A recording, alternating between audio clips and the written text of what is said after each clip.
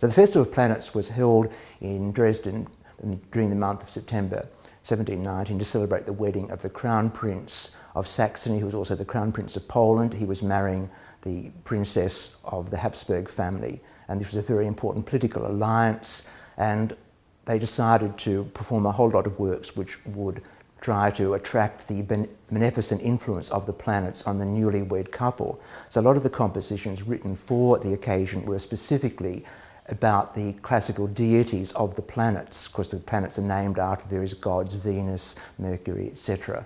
So there were specific pieces on specific days dedicated to the planets and the gods and goddesses with the names of the planets. All of the gods and goddesses were celebrated with music except Mars, because being the god of war, they thought he didn't really have many musical associations.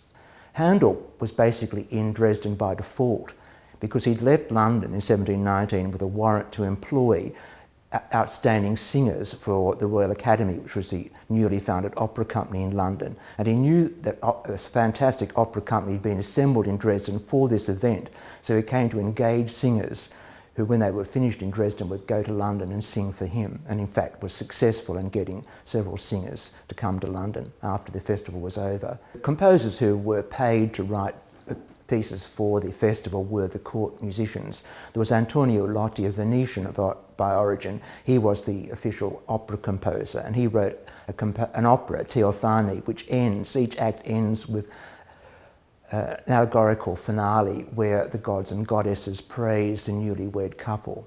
Then there were several other pieces written in honour of the newlywed couple by Heineken, who was the Hofkapellmeister at Dresden. People like Handel and Telemann just came along because it was a great musical event. We know that Handel performed in front of the Dresden court on the harpsichord and was awarded with 100 ducats, which was quite a large sum of money for his performance.